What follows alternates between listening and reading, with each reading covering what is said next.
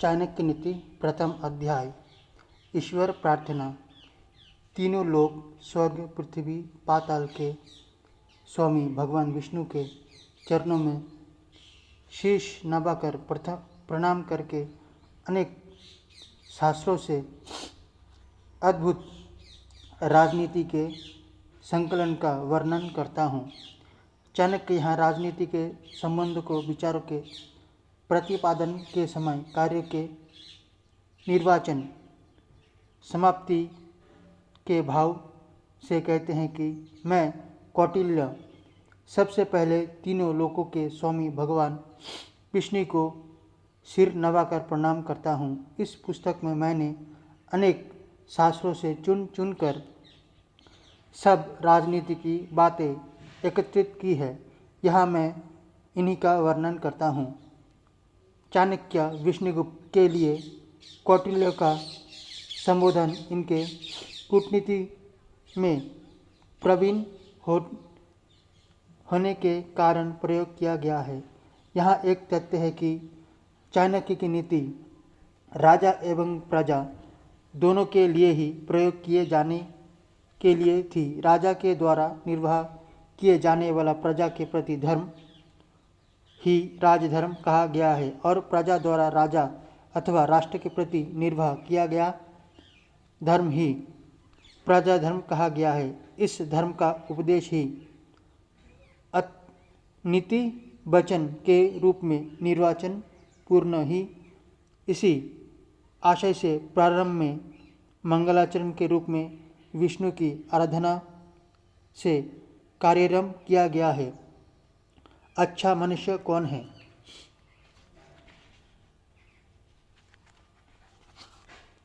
धर्म का उपदेश देने वाले, कार्य अकार्य, शुभ अशुभ और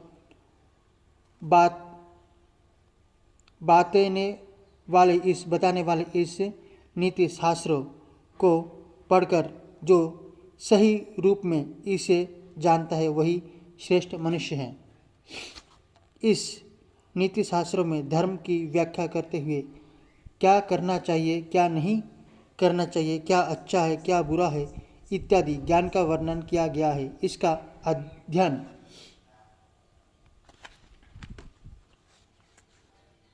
करके इसे अपने जीवन में उतारने वाला मनुष्य ही श्रेष्ठ मनुष्य है। आचार्य विष्णुगुप्त चाणक्य का यह कहना है कि ज्ञानी व्यक्ति नीति शास्त्रों को पढ़कर जान लेता है कि उसके लिए करनीय क्या है और ना करनीय योग्य क्या है। साथ ही उसे कर्म के भले बुरे के बारे में भी ज्ञान हो जाता है। कर्तव्य के प्रति व्यक्ति का द्वारा ज्ञान से अर्जित यहाँ दृष्टि ही धर्म उपदेश का मुख्य समीकरण और प्रयोजन है। कार्यों के प्रति व्यक्ति का धर्म ही व्यक्ति धर्म, मानव धर्म कहलाता है। अर्थात मनुष्य अथवा किसी वस्तु का गुण और स्वभाव जैसे अग्नि का धर्म जलाना है, पानी का धर्म बुझाना है, उसी प्रकार राजनीति में भी कुछ धर्म धर्मानुकूल होते हैं और बहुत कुछ धर्म के विरुद्ध होते हैं। गीता में कृष्ण ने युद्ध में अर्जुन का क्षत्रिय धर्म इसी अर्थ में बताया था कि रणभूमि में सम्मुख शत्रु की सामने पाकर युद्ध ही क्षत्रिय का एकमात्र धर्म होता है। युद्ध से पलायन या विमुख होना कायरता कहलाता है। इसी अर्थ में आचार्य चाणक्य धर्म का ज्ञान संभवतः मानते हैं। राजनीति जग कल्याण के लिए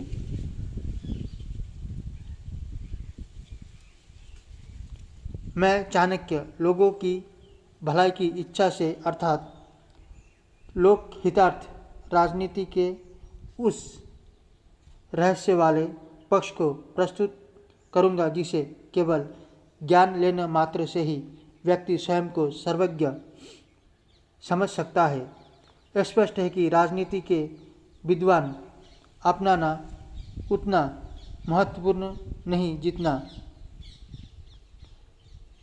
स्पष्ट है कि राजनीति के सिद्धांत अपनाना उतना महत्वपूर्ण नहीं है जितना कि उनकी समझना जानना कि वे क्या है और उनका प्रभाव क्या ही हो सकता है।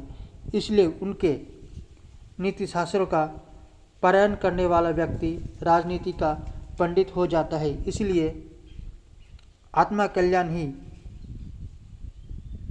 हो नहीं आत्मा कल्याण ही नहीं, जन कल्याण के लिए राजनीति को जानना बहुत जरूरी है। शिक्षा सुपात्र की।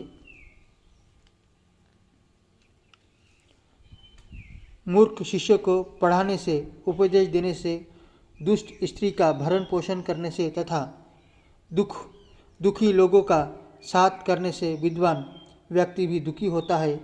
यानी कह सकते हैं कि चाहे कोई भी कितना ही समझदार क्यों ना हो, किंतु मूर्ख शिष्य को पढ़ाने पर, दुष्ट स्त्री के साथ जीवन बिताने पर तथा दुखियों रोगियों के बीच में रहने पर विद्वान व्यक्ति भी दुखी हो ही जाता है। साधारण आदमी की तो बात ही क्या है। अतः नीति यही कहता है कि मूर्ख शिष्य को शिक्षा नहीं देना चाहिए, दुष्ट स्त्री से संबंध नहीं रखना चाहिए, बल्कि उससे दूर ही रहना चाहिए और दुखी व्यक्तियों के बीच में नहीं रहना चाहिए।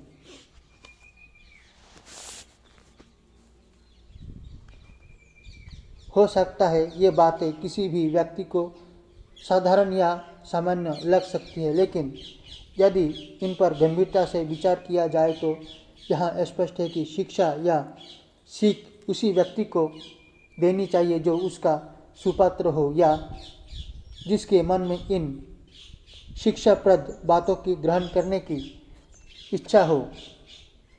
आप जानते हैं कि एक बार वर्षा में भीगते बंदर को क्या चिड़िया ने घोंसला बनाने की शिक्षा दी, लेकिन बंदर उसकी इस सीख के योग्य नहीं था। झुंझलाते हुए बंदर ने बया का ही घोंसला उजाड़ डाला। इसलिए कहा गया है कि जिस व्यक्ति को किसी बात का ज्ञान ना हो उसे कोई भी बात आसानी से समझाई जा सकती है, पर जो अधूरा ज्ञानी है उसे तो ब्रह्मा भी नहीं समझा सकता। इसी संदर्भ में चाणक्य ने आगे कहते हैं कि मूर्ख के समान ही दुष्ट स्त्री का संग करना या उसका पालन पोषण करना भी व्यक्ति के लिए दुखी का कारण बन सकते हैं, क्योंकि जो स्त्री अपने पति के प्रति आस्थावान ना हो सके वह किसी दूसरे के लिए क्या विश्वसनीय हो सकती है। नहीं, इसी तरह दुखी व्यक्ति को आत्मबल से हीन हो चुका है, निराशा में डूब चुके हैं, उसे कौन उबार सकता है। इसलिए बुद्धिमान को चाहिए कि वह मूर्ख, दुष्ट स्त्री, दुखी व्यक्ति तीनों से बचकर आचरण करे। पंचतंत्र में भी कहा गया है,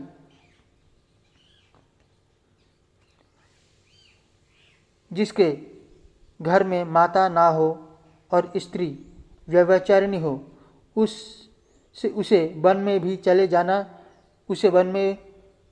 चले जाना चाहिए, क्योंकि उसके लिए घर और वन दोनों समान ही है। दुखी का पालन भी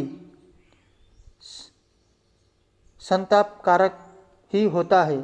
वैद्य पर दुख तथ्य दूसरे के दुख से दुखी होता है, अतः दुखियों के साथ व्यवहार करने से पंडित भी दुखी होता है। मृत्यु के कारण से बचे। दुष्ट पत्नी, षट मित्र, उत्तर देने वाला सेवक तथा सांप वाले घर में रहना ये मृत्यु के कारण है, इससे संदेह नहीं करना चाहिए। आचार्य चाणक्य कहते हैं कि ये चार चीज़ें कभी भी व्यक्तियों के लिए जीती जागती मृत्यु के समान है। दुष्चरित्र पत्नी, दुष्ट मित्र, जवाब देने वाले अर्थात मुँह लगा नौकर, इन सब का त्याग कर देना चाहिए। मैं घर में रहने वाले सांप को कैसे भी मार देना चाहिए। ऐसे ना करने पर व्यक्ति के जीवन को हर समय खतरा बना रहता है, क्योंकि किसी भी सद्गृहस्थ के लिए उसकी पत्नी का दुष्ट होना मृत्यु के समान है, वह व्यक्ति आत्महत्या करने पर विवश हो जाता है। वह स्त्री सदैव व्यक्ति के लिए दुख का कारण बनी रहती है। इसी प्रकार नीच व्यक्ति धूर्त अगर मित्र के रूप में आपके पास आकर बैठा है तो वह आपके लिए अहितकारी ही होगा। सेवक या नौकर भी घर में गुप्तवेद जानता है, वह भी यदि स्वामी की आज्ञा का पालन करने वाला नहीं है तो मुसीबत का कारण हो सकता है। उससे भी हर समय सावधानी बरतनी पड़ती है। तो दुष्ट स्त्री, छल मित्र, मुँह लगा नौकर कभी भी समय पड़ने पर धोखा दे सकती है। अतः ऐसे में पत्नी का आज्ञाकारिणी व पवित्रता होना मित्रों का